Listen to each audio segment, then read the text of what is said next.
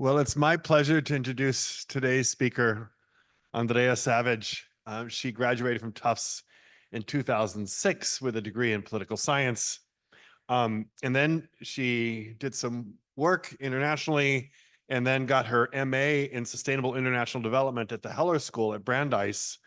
And during that time, she spent some time in Mexico. So she has a really fascinating background that is both focused domestically, her current work, but also like a really strong presence in thinking about how to work internationally. She's worked in Papua New Guinea and Mexico. She has roots in Colombia that she draws on as she thinks about how to work internationally. Um, she's become very much sort of a program manager and thinking about how to link different partners to make effective change. And those partners might be a local community, an indigenous group. It might be, scientists and researchers. And so she's always trying to think about how to make the data speak to everybody who might be interested in it. In her current role at the Union of Concerned Scientists, it's very much about trying to link data with grassroots organizations, with political leaders to try to affect change to make our sort of freight system greener. And she's worked for Ecologic here in Cambridge. She's worked for the Clinton Foundation. And so it's just really exciting to have someone come back who's got such a wealth of experience thinking about how to work with partners. And today she's going to talk about the complexities, not surprising, of community-led climate solutions from an outsider. Andrea, the floor is yours.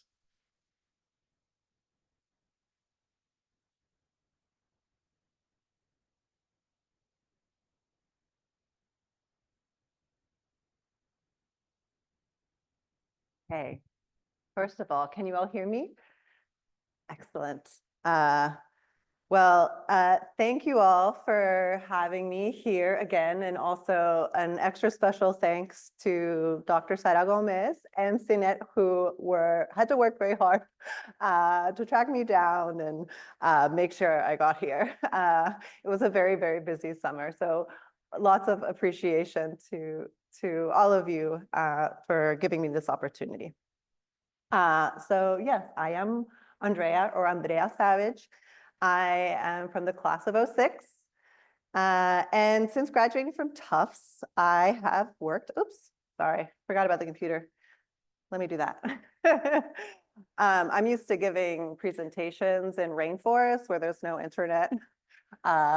And so I'm still adjusting to the technology, in addition to just being an old soul.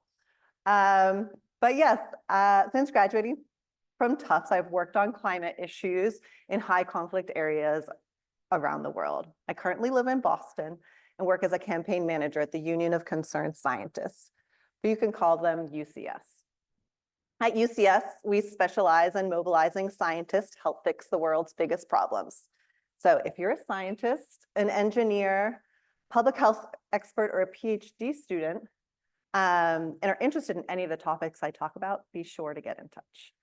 I'm going to talk to you a bit about my experience tackling the climate crisis as an outsider, meaning I am not from the communities disproportionately impacted by the environmental challenges or solutions I've worked on. But first, Tufts has asked me to start off with a little bit about my career journey. So here we go. Meet the outsider. You may have figured out that the small girl being strangled by a python is me, or maybe you didn't figure that out. As a Colombian American who was born and raised in Asia, I've always been a bit of an outsider with a fondness for nature. I left high school convinced that I would save the natural world and all its charismatic megafauna as a veterinarian, which is why I landed at Tufts. That is until freshman biology at Tufts and the growing education bills told me otherwise. Vet school was not in the cards. At times, even college didn't seem like it was in the cards. I dropped out of Tufts for a semester and lived with my grandmother in Bogota, Colombia. Compared to classmates who were still enrolled in college and the Colombian-born folks around me, I was an outsider yet again. But learned some early lessons about how saving the world is actually about the people. Bogota in the early 2000s was still a complicated place. After a couple of changes in major and some hefty student loans, I eventually completed a degree in poli-sci at Tufts with a fair number of international relation classes leading up to that. But it wasn't until I found myself in Papua New Guinea that I truly became an environmentalist. I learned about community-led forest conservation from Papua New Guineans, but also gained exposure to ecosystem valuation and market-based solutions to conservation like offsets and payment for ecosystem services. While market-based solutions have become more controversial in recent years, they provided me with important lessons that I continue to reference to this day. Intrigued by how market-based solutions may or may not mesh with traditional forms of communal land ownership, I made my way to Mexico for my master's research to learn more about communally managed land ownership systems from the Zapatistas' neighbors, a collection of Lacandon, Celtal, and Cholmaya communities living in the Lacandon rainforest in Chiapas. Some members of the community were interested in selling carbon offsets. I finished my master's and eventually landed a job that kept my work focused on community-led forest conservation in Mexico for a handful of years. For part of that time, I conducted the first free, prior, and informed consent process with communities in Chiapas that were interested in selling carbon offsets. More on this a little later. Eventually, I began to ponder being an outsider again. Should I be advancing solutions to climate change in a country that was not my own, and with communities that are not responsible for the state of the climate? Which country am I responsible for? It was not until my 30s that I began to accept the US part of my identity and realized that the US and I both needed to start reevaluating our priorities. As the graph on the left, is that the left? No, it's the right. I don't know why I was picturing myself on the other side of the screen. On the right, from a 2023 report published by the Union of Concerned Scientists shows the US has a lot of work to do to reach its 2030 climate targets.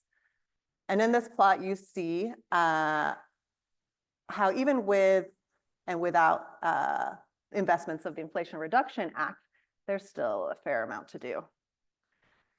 And then in the table on the, I don't know my left and right, sorry, I've made it this far. I'm like, on the table on your right, you'll see that 33% of transportation emissions are the cause of greenhouse gas emissions. That makes transportation the leading cause of US climate emissions. So I found myself leaving the winding rivers and tree-filled landscapes of Mexico in exchange for the barren concrete jungles of the US transportation sector to help my fellow Americans with their transition away from fossil fuels.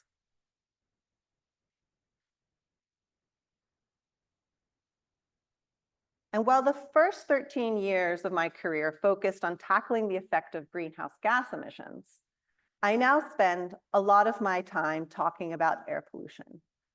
Why is that? Well, because greenhouse gases have an evil cousin.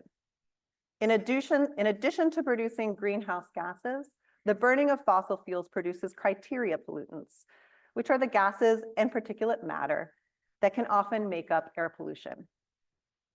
But with climate change looming as the biggest threat to humanity, why is air pollution something that should compete for our attention?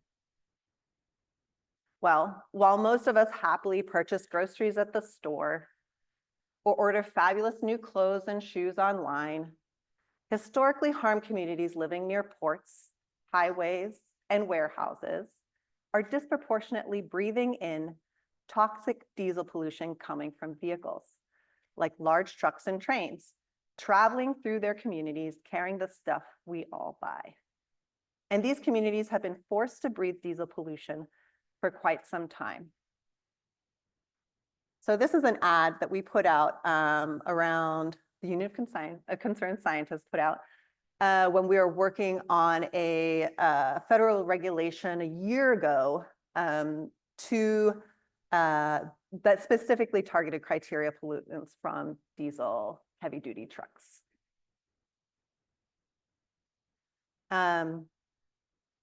Anyway, so here's some analysis to make things clearer.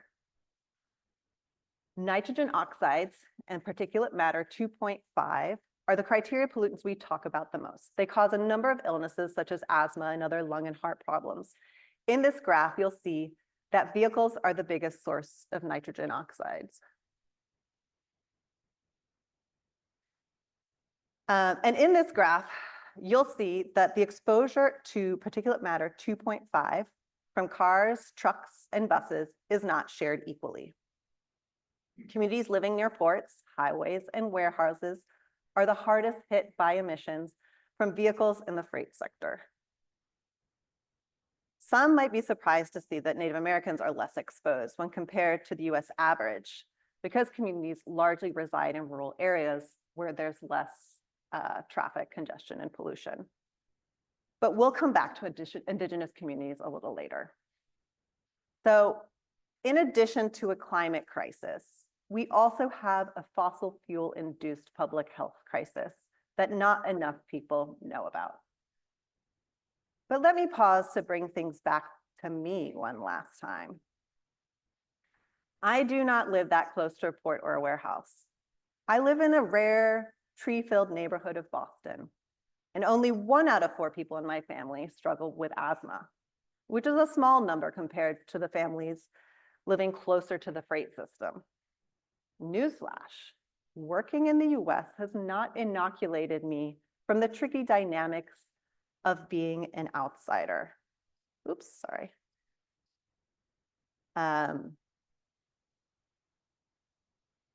So actually, we can go to the next slide.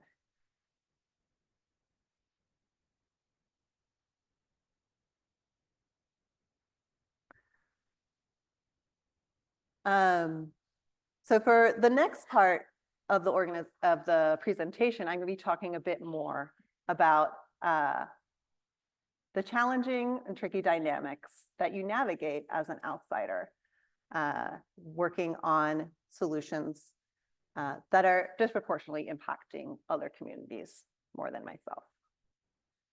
So incomplete solutions are a common challenge I've run into when an environmental problem is tackled largely by outsiders, and the complexity of a problem is left untapped. Here's an example. Until recently, the US government has been developing solutions to the vehicle emissions problem with the minimal involvement of communities disproportionately impacted by freight pollution. Early this year, the US Environmental Protection Agency, also known as the EPA, finalized a federal regulation for reducing emissions from heavy-duty vehicles like trucks. However, in addition to other challenges, the regulations considers hydrogen combustion vehicles a zero-emission solution, along with electric trucks and buses. Trucks that have hydrogen combustion engines burn hydrogen fuel instead of diesel and don't produce greenhouse gases, but they still produce criteria pollutants that will continue to harm communities that have already been harmed by diesel. These hydrogen-fueled trucks, if we want to do a little bit of a dive into hydrogen trucks, are different than hydrogen fuel cell trucks, which some of you might be more familiar with, whose motors get energy from hydrogen fuel through electrolysis, not combustion. So basically, hydrogen fuel cell trucks are not burning diesel or hydrogen. There are a number of upstream concerns, community and environmental justice concerns around the production of hydrogen, but we'll need to save that for another day. The EPA's recent regulation mainly tracks greenhouse gases, which is why hydrogen combustion vehicles get away with being a zero-emission technology in the regulation. However, our partners, a network of mostly grassroots communities that are disproportionately impacted by freight pollution, primarily consider electric vehicles a truly zero-emission solution. But this is just one layer of complexity. There's more. Electric vehicles are not without their downsides. Electric vehicles, like the renewable energy sector, rely on batteries. And electric trucks often need really big batteries. Those really big batteries need a lot of critical minerals, also known as energy transition minerals, ETMs, There's a lot of alphabet soup in this presentation. I will try my best to tell you what they all are, but shout out if you don't know what one of them is or if I failed to explain. So energy transition minerals, ETMs like bauxite, lithium, cobalt, nickel. By now, many of you have probably heard about the indigenous rights concerns associated with the energy transition minerals. So it's not just communities living adjacent to the freight system that need a voice in the solutions for powering zero emissions vehicles. Mining can result in the leaching of toxic chemicals into ground and surface water. Mining equipment can release toxic compounds and particulate matter into the air. Soil contamination, habitat destruction can also take place, the list goes on. These can lead to a myriad of health problems, livelihood challenges, in addition to major safety and human rights concerns for miners, like in the case of cobalt mining that you might have heard in DRC. This is the makeup of a typical lithium-ion battery. You can see the collection of all the ETMs, energy transition minerals, that are involved. And this study looked at a sample of over 5,000 ETM projects. 69% were on or near the territory of indigenous peoples in yellow, or peasants in green in the graphs. And 18% of the project were on or near both indigenous peoples and peasant land in blue. The projects that are on neither are marked in purple. The study finds that increases in ETM production will place unprecedented pressures on these communities of people.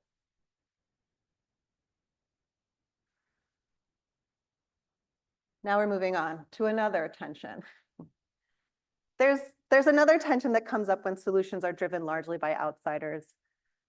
One size doesn't fit all, but maybe it fits some. Here you'll see a younger me on a panel at the International Funders for Indigenous Peoples Conference in maybe 2014 or 2015. I don't remember the exact thing. But before I dive into the details of the panel, here's some context. You may remember earlier in the presentation, I mentioned running a free, prior, and informed consent, also known as FPIC, process with mine communities in Chiapas who were interested in exploring a project to sell carbon credits to entities that wanted to offset their carbon emissions by buying credits in exchange for conserving the rainforest. RED is one type of those carbon offset projects. It stands for Reducing Emissions from Deforestation and Forest Degradation.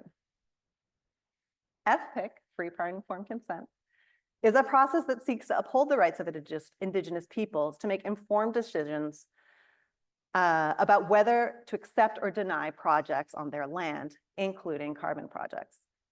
Countries that have ratified the UN Declaration of the Rights of Indigenous Peoples must uphold the right to FPIC for all types of interventions on indigenous lands. At the end of the FPIC process, the communities in Chiapas felt that their land boundary conflicts were too great and decided that at the time, pursuing a community-led project would exacerbate the land conflicts. RED was not the solution for them. I'm sorry, I need to dig out the bottom of my notes.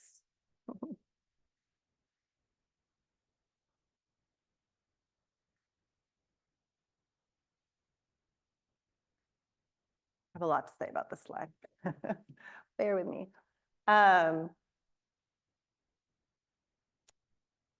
So yeah, basically the communities in Chiapas felt that their land boundary conflicts were too great and decided at the time that pursuing a community-led project would exacerbate those land conflicts. The intervention has also faced a lot of criticism for being a top-down cookie-cutter solution that has often resulted in harm to communities. RED does not fit all, especially when it's not community-led. It was because of my work on FPIC that I ended up on this particular panel with one of RED's biggest critics, Tom Goldtooth. He's an important indigenous leader in the US. He's wearing the yellow shirt. He, along with a number of US-based environmental justice communities, strongly oppose the ability of industries to offset their carbon emissions while continuing to pollute, and also fear for the rights of indigenous groups who do not have a say in REDD projects carried out in their forests. Also on this panel was Miriam Miranda, to my right, a prominent Honduran activist who advocates for the rights of the Garifuna people. My Tanzanian FPIC mentor, Tuyeni Mwapamba, who is on the far left, has been involved in a very successful REDD project in East Africa. Together, Tuyeni and I were able to share our perspective. REDD Plus didn't turn out to be the large-scale success story that many thought it would be in the early 2000s. But shouldn't forest communities and all other impacted communities still have the right to choose the solution that works for them? As you can imagine, this can be a bit of a controversial point to make as an outsider. But here's the reflection from a community member in Kasigao, Kenya, the site of a successful community-led REDD project that is conserving a wildlife corridor and improving the well-being of communities. One size may not fit all. But what if there's a way to make solutions fit for some? So if we read what Joseph says, it sounds like the project with Wildlife Works has been able to take care of the forests, help communities coexist with wildlife. And with the fundings that come in, they're able to educate community members, improve access to clean water, health clinics, and a lot of students come back as teachers and nurses, doctors, and business owners.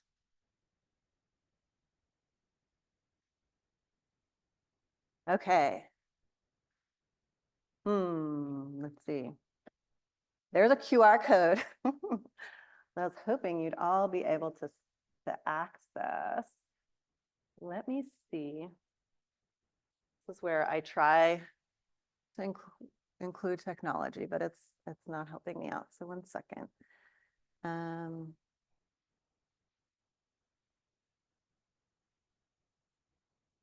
Oops. I hit escape. But then I just wanted to see if I refresh it, if it'll. The QR code is going down, but maybe we can go. If not, we can scrap it. It's okay. I wanted to give you all the opportunity to share your knowledge about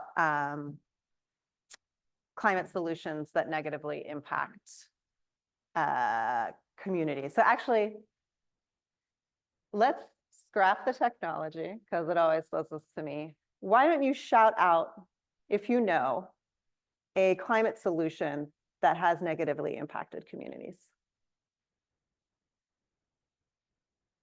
Gas tax? Anyone else?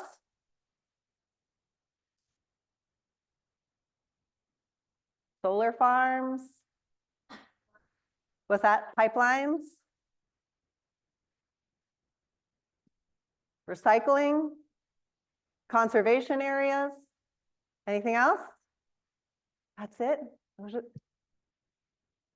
Wind energy? Yes, a lot of lobster farmers concerned about wind energy.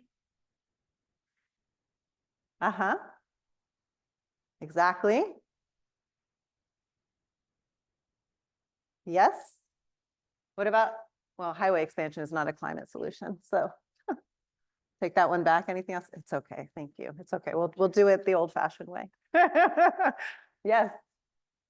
Hydroelectric dams. Yes, that's the classic. What else? Yep. Any others? Don't be shy. Chances are it probably does have a negative impact on communities. Yes, national parks, conservation areas. What else?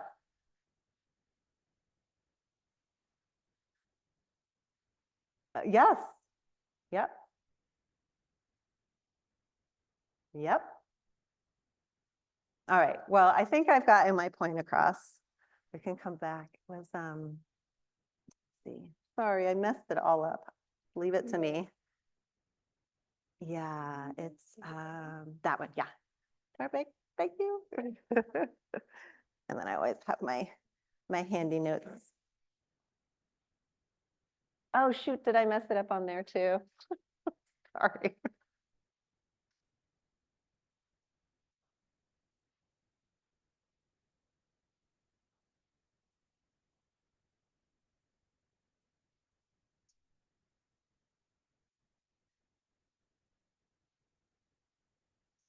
Yeah, that's perfect. Thank you. Sorry, you have to look at a not so pretty side for a little while. Well, that covers a lot of the environmental and climate solutions that I know.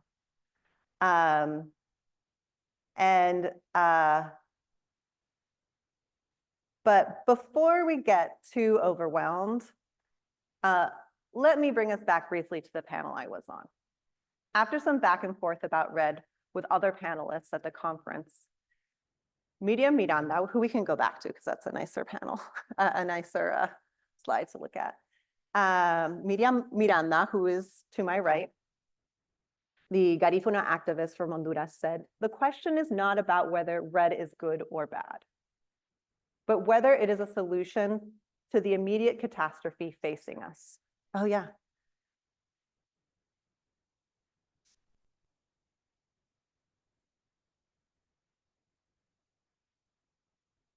Sorry. No, thank you.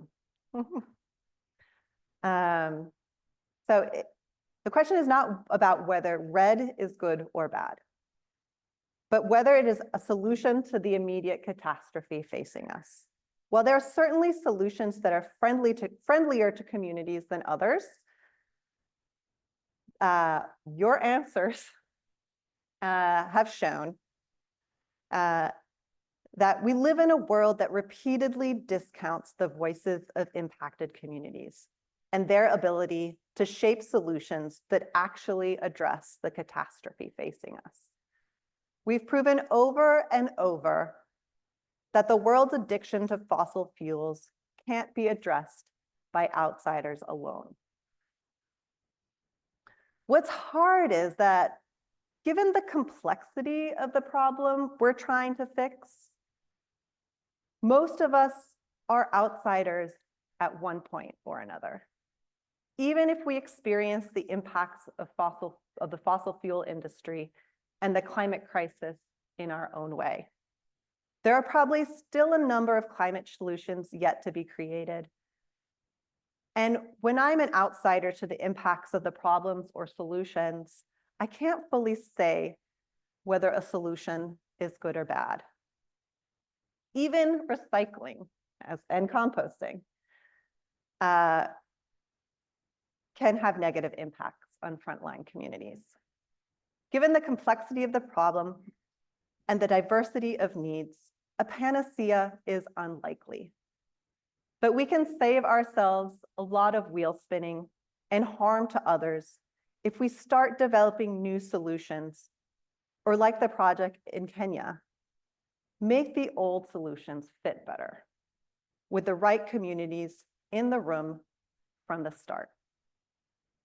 Here are a few lessons I've learned for centering communities and designing collective solutions that get us closer to addressing the catastrophe facing us without perpetuating harm.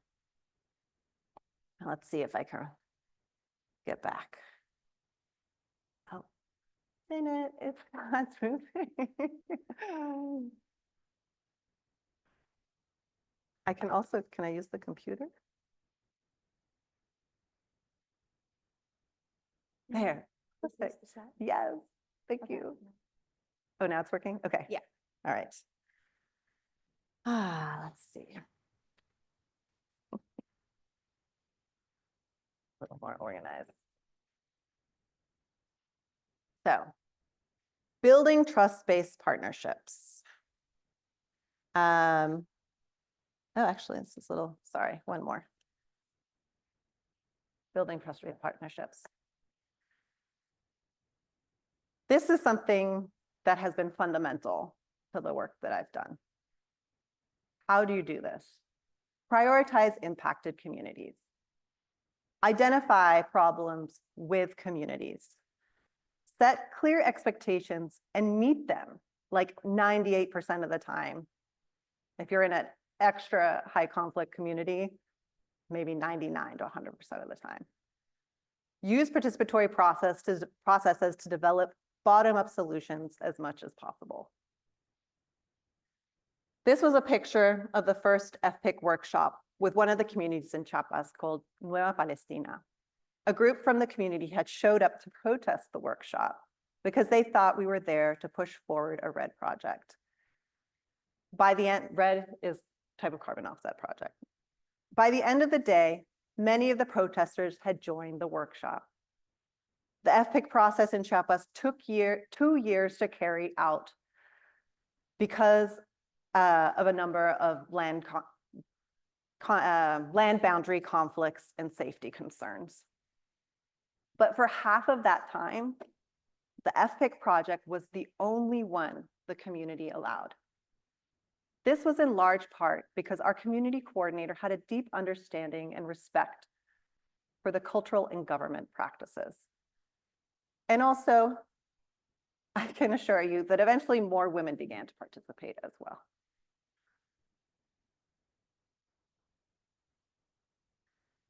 Have a clear understanding of who wins and loses with the problems you're addressing or the solutions you're advancing, and anticipate how to mitigate potential negative impacts. Developing a shared understanding with key actors about the benefits or disadvantages of a solution can be as simple as working together on a table like this. Let communities speak for themselves and defend their agency to choose. I'll explain the selfie pic in just a second, but bear with me. While free, prior, and informed consent isn't perfect, it is a process I've successfully used to defend the rights of communities to make free and informed decisions about whether or not a solution is right for them. In addition to advocating for policy to advance battery recycling, to reduce pressures on ETM, energy transition minerals, mining, FPIC is also a key solution that's being advocated to reduce the harms of mining on indigenous and rural communities around the world. But you don't necessarily need a full-blown FPIC process to protect community agency. For situations when we are outsiders with relatively more power, avoid being a gatekeeper and let communities speak for themselves. In the campaign I manage at UCS, the team made a commitment along with other allies like NRDC, that's Natural Resource Defense Council, and Earth Justice, to not accept meetings from the EPA and the White House without our community partners. This was in response to the White House and the EPA regularly reaching out to the bigger environmental groups for input on rulemakings, but not the environmental justice groups. After 6 months of turning down meetings, the EPA started meeting with our environmental justice partners every month. And this past winter, the White House spoke with them every week. This all culminated to a point where the White House made a commitment to a zero-emission freight system for the first time ever. And now for the picture. Here you can see Drew Kojak, who was the director of the transportation emissions at the White House up until this past July, taking a selfie with a couple of our environmental justice partners. They're buddies now.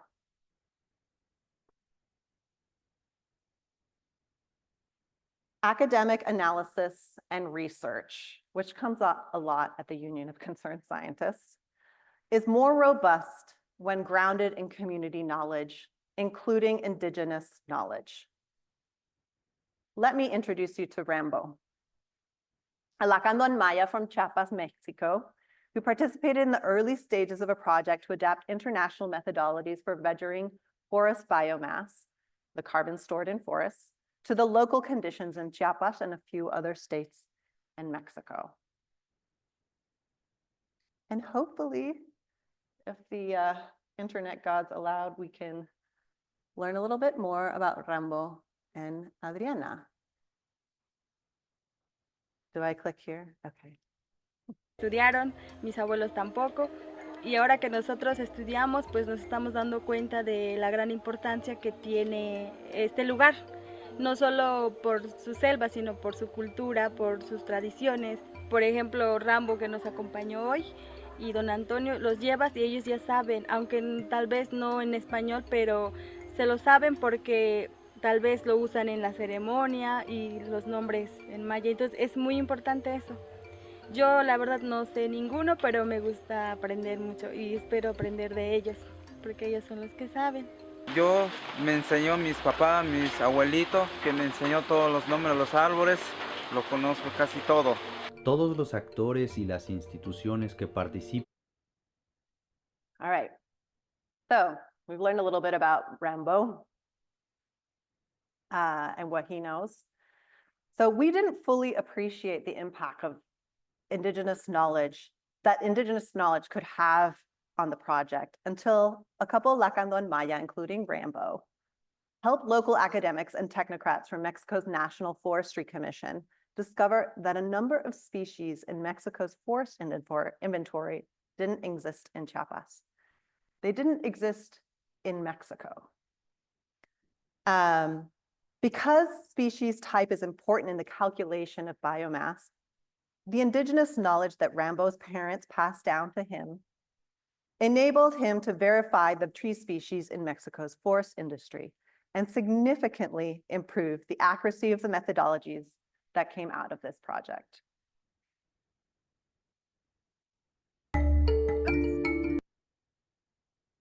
And here's one last picture from the family album. As you can see, I'm feeling pretty uncomfortable by the amount of clothing and people in this tiny store in Hong Kong where I was born. Colleagues, community partners, and I have often felt this way navigating discussions that involve a variety of differing perspectives and needs. UCS's battery analyst Just Dunn gets credit for coining this phrase at our last staff retreat a couple weeks ago. Get comfortable being uncomfortable. There's going to be tough conversations, and you're probably going to be wrong about a lot of things. Get used to it. If you put in the work to build trust, challenging discussions like weighing the potential harms of a community-led solution on a different community will go more smoothly. And to conclude, I leave you with this.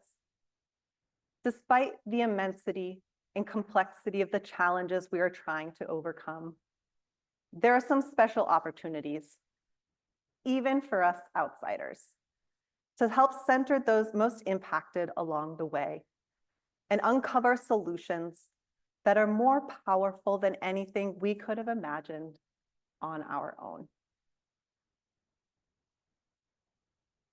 So that's most of my talk. To learn more about community-led solutions, here's a book written by or edited by a couple of my professors from Brandeis. It includes lessons from insiders and outsiders all over the world who have been trying to practice sustainable international development. And if you would like to learn more about electrifying trucks and other vehicles, this is our activist landing page. And thank you.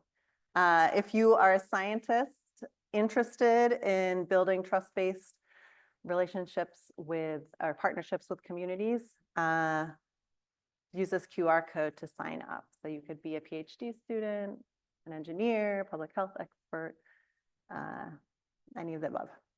All right, thank you so much.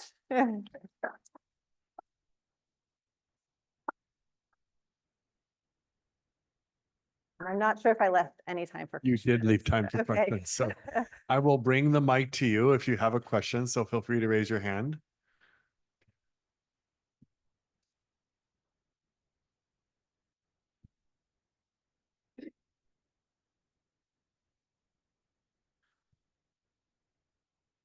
Thank you very much for your talk. So I've been trying to figure out kind of how to word this question, but like I'm thinking about in environmental studies, a lot of the things that are emphasized in our education is that it's really important to have a sense of place in the issues that you're working with and to work with things that maybe touch things that you are close to in some way, that you're connected to, that you have some kind of misplaced knowledge with, or maybe you're working with a specific community that is connected to you. I'm curious about your perspective as an outsider working in these issues. Like I'm thinking about what is it like, what is your thought on outsiders specifically working with issues, like whether it's like a strength that it can be to bring in outside perspectives, or maybe a challenge that is specific to being an outsider in an issue, like whether your perspectives might overpower those of the people you're working with, or if yours are directly in conflict with the people you're working with, like kind of what are the pros and cons that you're thinking of when you're choosing issues to work with and then while you're working with them? Yeah. I think it really depends on who you are as an outsider and the situation. But I think ultimately being very sensitive to the power dynamics in the room and noticing who's not talking, but maybe should have a voice in the conversation, or maybe notice who's not in the room. I think, as my journey has shown, I spent a lot of time and effort sort of running away from being an outsider. So I think, definitely put a lot of thought into the issues that you're working on. And whether or not you should be involved in the issues is largely dependent on whether what you have to offer is a match for what's needed. And so it's very possible. I think in Mexico, I felt very much that I didn't have much to offer at a certain point. There was a lot of knowledge locally already. And so I ended up moving on from that work.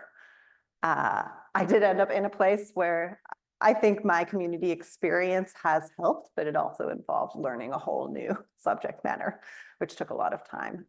So yeah, all this to say is that you can't ignore power dynamics and be astute and aware enough to know whether or not your help is needed. I have a quick Yeah. question. I thank you for that. I've often thought in my own work, what does it mean to be an outsider? But I think there's also been a theme among many of the talks that have come, which is, we're in a crisis. There's an urgency. There's a wanting to sort of act fast and get things done because we're in this moment in time where we need to move. And yet it takes years sometimes to actually build the trust. And so have you become more patient? How do you sort of work that tension between wanting to work fast but needing to work slow? Yeah, definitely become more patient. You kind of have to when you're in this stuff long enough. Yeah, I would actually say I just learned so much from the people that I've worked with. And I have to say, this executive director for this river restoration project that a professor of grad school introduced me to, his name's Josh Ellsworth. The professor is Josh Ellsworth. The executive director is as Agustin. And Agustin has been doing this work for so long, dealing with some really complicated issues to do watershed restoration in a really dire situation where communities are drawing from fossil water that is heavily contaminated. And he's been at it for so long, and he is the most patient, calm, sensitive person I've ever met. And basically, he's who I channel when I feel like there's so much urgency to fix an issue, but you need to wait for all the right pieces to fall into place. And then also my kid's drumming teacher, I have a 6-year-old and a 9-year-old. I overheard him saying, "You got to go slow to go fast." And I was like, "So true. You got to go slow to go fast." So yeah, there's wisdom everywhere. Thank you. Any other questions? Yeah. We just bring the mic.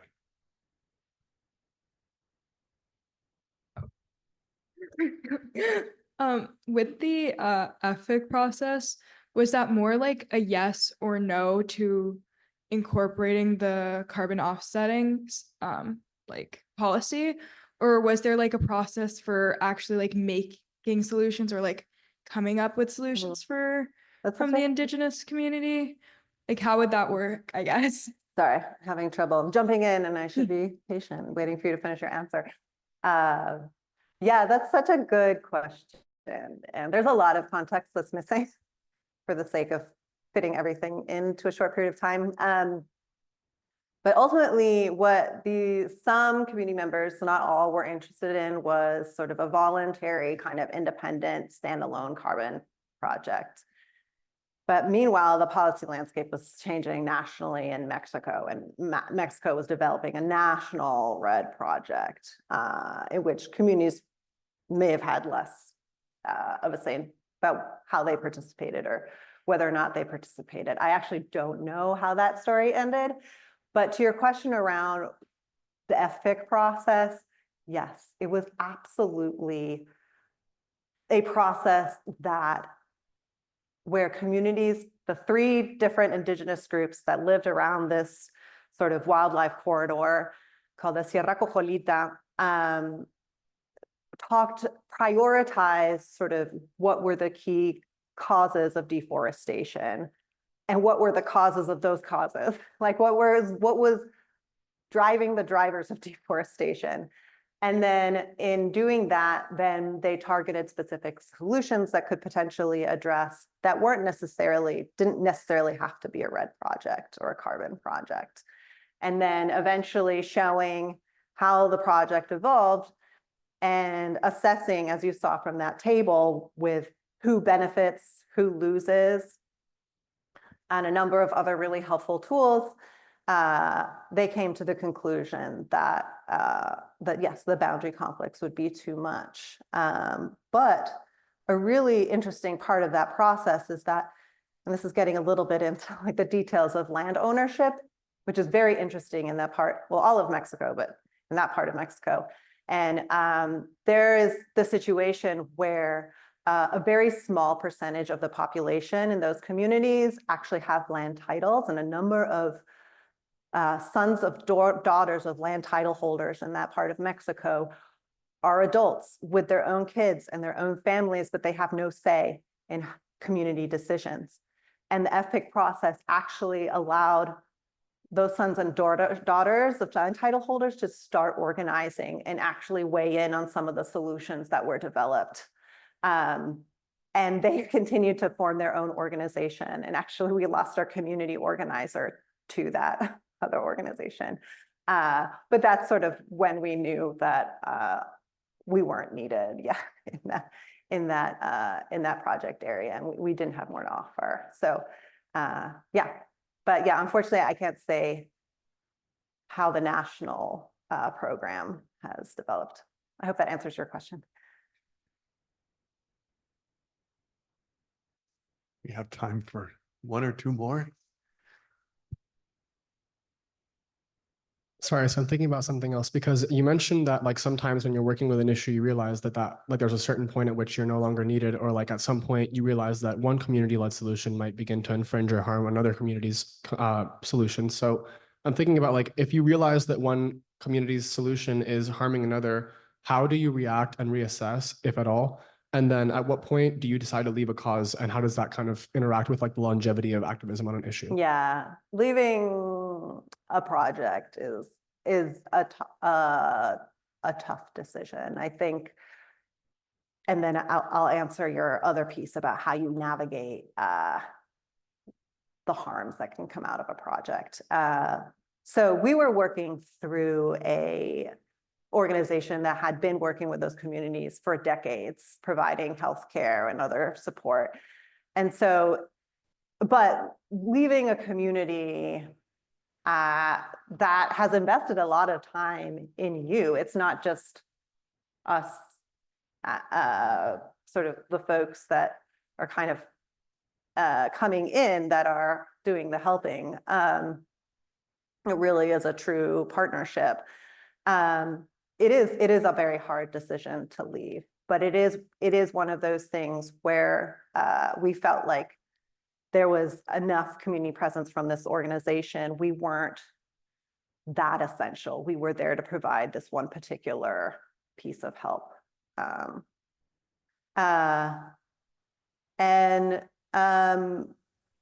Navigating those difficult conversations, it really depends on the situation. I think in addition to what I explained in the presentation around just working hard and investing to build trust, often I find it helpful to ask questions. Sometimes it's just waiting for the right time, being patient. Maybe it's starting a conversation with like someone on the side and kind of testing it out, or maybe something comes up in the news, or I don't know, you just look for the opportunity where you can broach it as delicately as possible. But it's hard to say exactly, because the costs can be very, very great at times. Especially, I would say, in the communities in Chiapas. There was, actually, I've been in Papua New Guinea as well. I've been around conflicts where that have come up, have arisen, where communities have gotten very, very angry. And it's one of those situations where you feel very uncomfortable and you just have to get used to it, and you sit there as long as it's safe. But there was always often the threat in the communities in Chiapas that things could potentially get violent. I've had guns like fired around me. So yeah, I think as long as you're safe, it's just looking for the right opportunities and being patient.